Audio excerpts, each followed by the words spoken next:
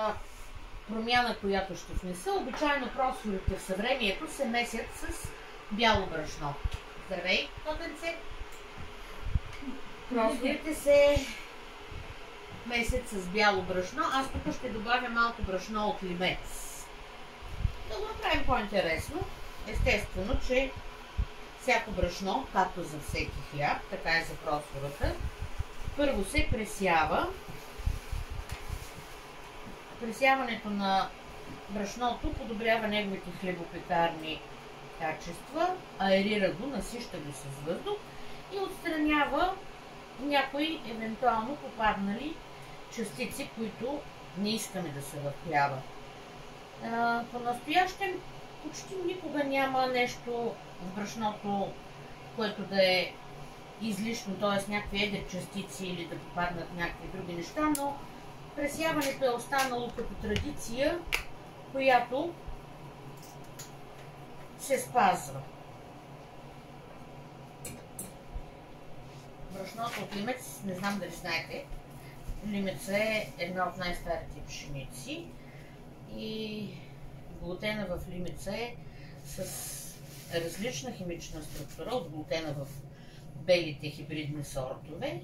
Затова от брашно от лимец се получават по-малко глутенови алергии. Ако питате по принцип, глутеновата алергия е нещо много рядко срещано.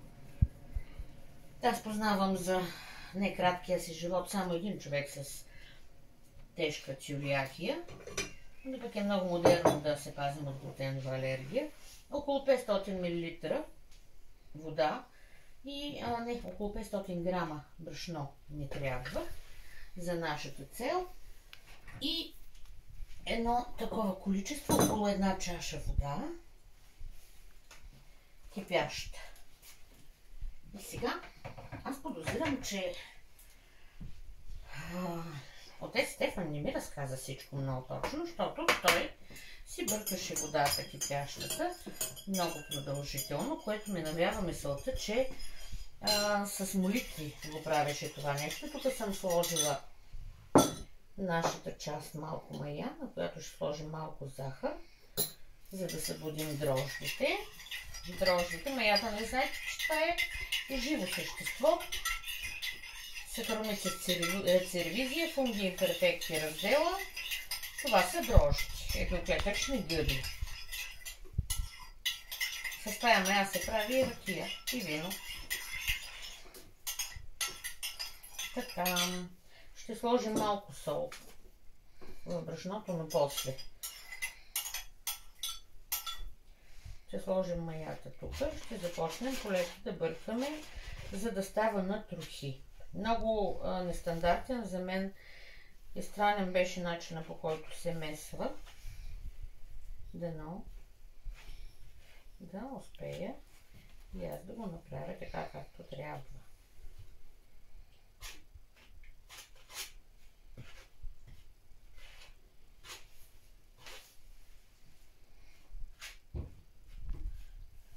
Маята, водата и маята я сипваме. Обичайно се ползва много по-малко количество мая, отколкото в нормалния хляб, тъй като просфората не бива да е много втасала, за да може ясно печата върху нея да излезе и да се получи след изпичането. Иначе ако много втаса, не се виждат всичките тези буквички и символи, които има на печата и за които аз ще ви разкажа. Сега, тук имаме тази кипяща вода, която докато се бърка, сме си казали благодарността към Бога за това, че сме здрави, живи, за всички хубави неща, които са ни дадени и на които можем да се наслаждаваме. И се молим за всякакви други неща, които искаме с Божията помощ да постигнем. Тук се сещам за този вид, дето умрял един човек и отишъл в рая и му показал Господ пътя, по който е вървял, като символичен път стъпки през пустиня. И навсякъде си виждали 2 чифта стъпки, а само на някои места 1 чифт стъпки. Така, какво е това, Боже? И той рекал ми, през цялото време, когато сме вървяли, ти и аз заедно. Рекал, ама Боже, какви са тия моменти, дето има само 1 стъпки? И Господ казал, това са моментите, в които ти е било най-тежко. Рекал, защо, Боже, точно тогава ти си ме изоставил? Рекал, не, точно тогава аз те носех на ръце. Затова има само 1 вид стъпки, 1 чифт стъпки. Така че се молим по-често Господ да може да върви с нас и да сме с Него зад гърба си и да не се налага да ни носи на ръце. Аз почти винаги се моля само за здраве. Всичко друго, като сме здрави, можем да го постигнем. И сега тук тази гореща вода се слага по мъничко, по 1 лъжичка в тестото. Много странен начин на замесване, обаче се получи, когато го правихме.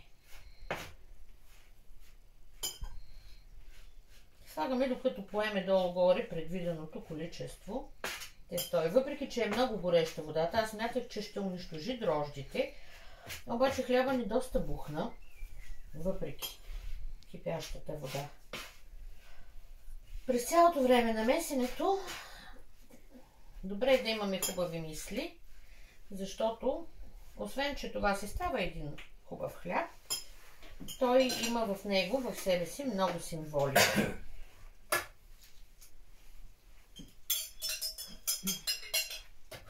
Която ще ви обясня, ако погледнете просфората на масата, виждате, че тя е от 2 части. Има 1 долна част и 1 горна част. В това има много символика. Тя символизира единството между човек и Бог, като се приема, че долната част е за човека, а горната част за Бога. Освен това символизира и единството между земята и небето.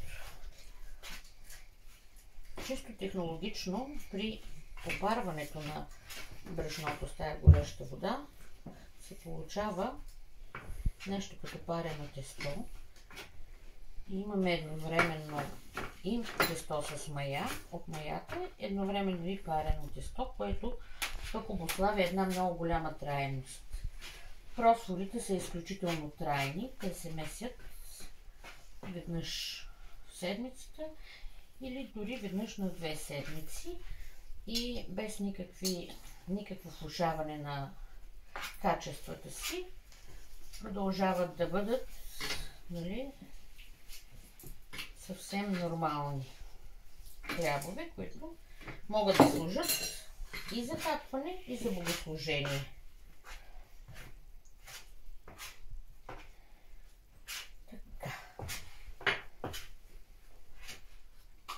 Лека събираме тези трохи от попареното брашно и тестото с мая, което сме направили с трохите. Аз в началото го правя с лъжица, но истината е, че накрая задължително трябва да си изцапаме ръцете. Не е в някаква голяма драма. Понеже позволи да се намесваме. Не само позволявам, аз приемам. Ако може малко да ускориш, мисля, че достатъчно видяха от месенето, за да не изпускаме.